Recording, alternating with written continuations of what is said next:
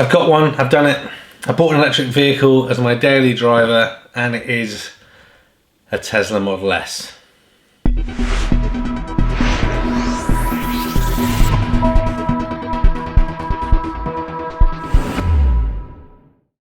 Call me a hypocrite, that's fine. I know that in some of the older videos that I did last year when I first started looking for an electric vehicle as a daily driver to replace my BMW 428, I'd fully discounted Tesla for a couple of reasons. Firstly, the price. I was not looking to spend kind of that amount of money, and really I just didn't think that it was going to be the right kind of purchase for me. So as you guys know, I looked at the Kona. That was too small, and it's really difficult to try and find someone to get a test drive.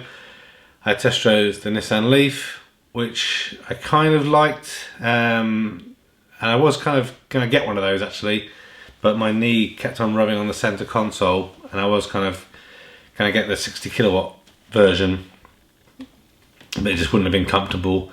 I was then also tempted by the Hyundai Ioniq. I really like that car. I think it's actually a really good value for money electric vehicle. I didn't like fully the styling, and I wanted to kind of change the wheels if I got one of those. So I'd done quite a lot of research into the wheels of that. Then because it's only a small battery, 28 kilowatts, I was then concerned I wouldn't have the range I needed. I wanted something that could do at least kind of 200 miles on a charge. And then most recently I was planning to get the Kia e-Niro, and I was all ready to place a deposit to order one of those to hopefully get one in April, but then the UK spec wasn't exactly what I was hoping for. I wanted the LED lights, I wanted to have an app and all these different things that wasn't available either in the UK spec or just not available in the Kia. And so I was at kind of first world problems, of course, but in a dilemma of what I wanted to do. I wanted to get an EV hopefully before the summer, because I really want to maximise the ability to charge from the solar. I didn't know what to do, and so I was kind of deciding maybe I will compromise and get the e-Niro, and perhaps I will just get the Leaf anyway. And then it's actually one of you guys, one of the subscribers called Michael, that mentioned that he'd gone from a Leaf to a second-hand Tesla, and it didn't actually cost him as much as he thought it would cost to change. So then I started looking into that and trying to work out what did that really mean in terms of how much more. And then because I'm me, I wanted the facelift version, which obviously put the price up. I also wanted to try and find one that had the second generation autopilot to increase kind of the chances of it being supported by Tesla over a longer period of time. So I deliberated on this for a couple of months. I was actively looking. I put my BMW up for sale, and I'd seen a few Teslas, and it was working out to be about £15,000 more than getting a Leaf. And so I really didn't want to spend more money. That was my plans. If you've seen some of the other videos, I already decided that I wasn't going to buy an electric vehicle this year, but I'm trying to reduce the amount of money spending. But then what I think the clincher for me is then when I went and test drove one of the hybrid Niros, just to try and get some experience in the car to decide if I was going to buy the e-Niro, there was just that something about kind of thinking, okay, so let's say I bought this e-Niro and I'm going to look at it on the drive every day. Am I going to be happy that I spent all that money on it? Is it going to tick all my boxes? And the answer was, for me, even though I think the e-Niro is a fantastic car, it wasn't going to do that. I was going to feel some frustration in that. And so then I continued looking, set the budget, and there was a bit of budget kind of creep when I was looking at all the different options. But then I found this Model S that I've purchased, and now have, and I'm happy. So it kind of does set me back on my financial plans by about 12 months, but I decided that was something I was happy with, and in terms of kind of the depreciation and everything, so I decided to go ahead with it. And I think if things change, I think it's a car that I can sell and recoup some of the funds on it anyway. So that's kind of the background story. So what I purchased is a 2017 Tesla Model S. It was registered in November 2017, so it's about 15 months old at the time of doing this video in February 2019. The car for me is perfect, except for a couple of things that I wanted. I couldn't quite find the right spec, exactly what I was looking for. So there'll be a couple of follow-up videos in terms of me kind of fixing a couple of those things, or rectifying a couple of those things. So I really wanted Tesla Model S with the 21-inch alloy wheels. I wasn't so fussed about the performance motors and batteries, but I did want the performance pack aesthetics, which is basically a carbon spoiler, and I think that was mainly it, because I think we got 21-inch wheels with that as well. And I also wanted to have the privacy glass in the sides and rear like most of my previous cars, both the Audis and the BMWs had. But I couldn't find the right combination of those. So within my budget, with wheels within budget, and getting some wheels, or trying to find some wheels that will go on this. And it's also my birthday approaching, so it's kind of like my birthday gift. I have some things I've sold on Facebook, some money from Quidco that I'm going to use to get the tinting done, and also looking at a spoiler that I'm going to fit as well, and get that all sorted out. So.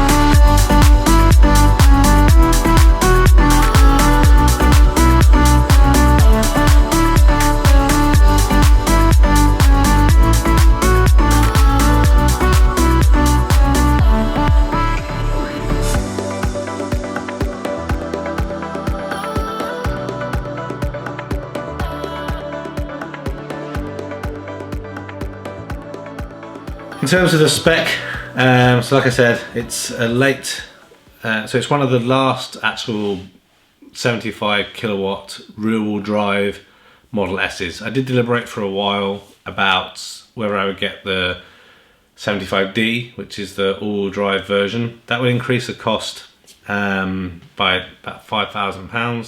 So I was already pushing myself further than I really wanted to anyway. So I thought about it for a while and decided that my BMW was rear wheel drive. I could have had the X-Drive of that, but I didn't. And aside from obviously the occasional bad weather we get here, I've never regretted having rear wheel drive. and if anything, the electric motor and the way it kind of delivers and handles torque would be better actually in poor weather than the BMW was anyway.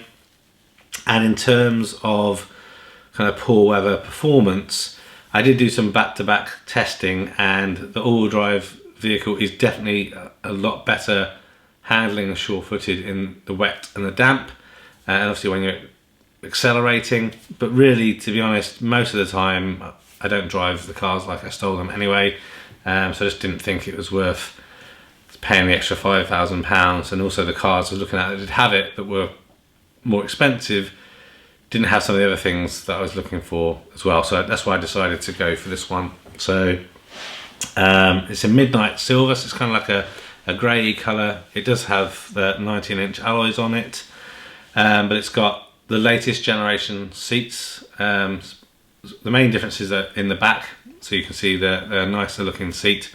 I wanted that, and also I was fortunate enough that this is a Autopilot hardware 2.5 edition car, so that means obviously it's the latest generation of the Autopilot kit, which means it'll be updated for longer.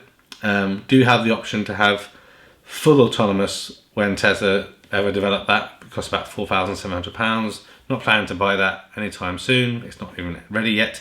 Anyway, that's when also you could get in the car and it will just completely drive itself. But it has the enhanced autopilot, so it can drive on the motorways and everything like that. It has the Sub-Zero weather pack, which means the front seats are heated, all the rear seats are heated, steering wheel is heated. Also has a heating element where the windscreen wipers are to help them defrost. It's got the premium interior pack, which means it's got all black Alcantara headlining. I also have the panoramic glass roof. It's also got the premium sound system, which sounds fantastic. It's got Dolby Surround. Tesla don't have a branded audio system in there, but it is actually made by the same people that make Harman Kardon and all those sort of things. It is a really nice, excellent sound system. The car had only done just under 4,000 miles as well, so really good. And obviously it was only just under a year and a half old. All Teslas come with a 4-year warranty on the car, and then an 8-year warranty on the battery and the motor, so I get to have the remainder of the warranty. I didn't buy it directly from Tesla. If you do buy a second-hand car from Tesla, depending on its age, will either have a 2-year unlimited mile warranty or a 4-year 50,000 mile warranty, which is kind of refreshed from the date of purchase.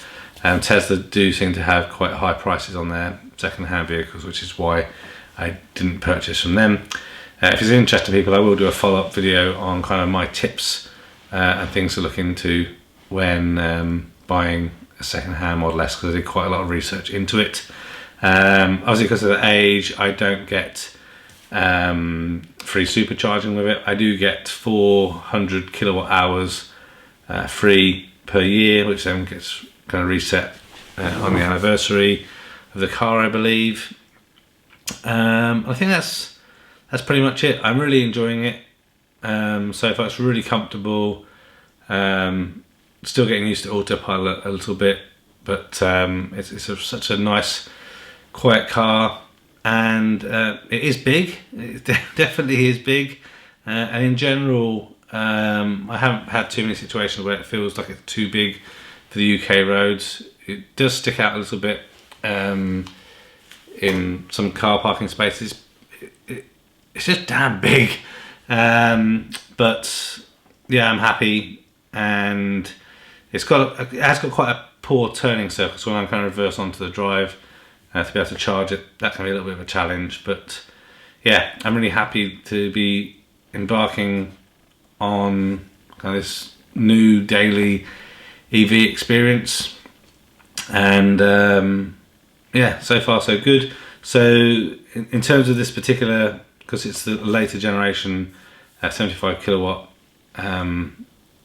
battery and the motor system, it does 0 to 60 in 4.3 seconds and has a range of around 250 maximum in the summer, and that's with their 19-inch wheels. When I find some 20-inch wheels or 21-inch wheels, it will have up to 10% knock-on effect on that. But yeah, I think I've done about 500 miles maybe since I picked it up. So I had to do a few journeys, and it's all been fantastic. So no regrets so far. There's a couple of little marks on there that I found that I've polished most of them out, because obviously the car is obviously second hand, so a couple of little things there. But yes, I'm happy. No regrets. I haven't had any nightmares about the amount of money I've spent, and I hope that, you know, my plan is to keep it 5 or 6 years maybe. I've never actually kept a car that long, but I'm hoping that the Tesla will be different, and that the life with a daily EV will be good. And now my current challenge is trying to find someone that isn't busy installing solar panels to be able to come and give me a quote and install a battery charger, because right now I'm either just charging off the Tesla granny cable, the 3-pin plug adapter that comes with the car, or pop into the local Polar charger when I'm out and about, using the kind of Type 2 Mackenzie cable that came with that. But yeah, that's it. I own a Tesla Model S. Woohoo!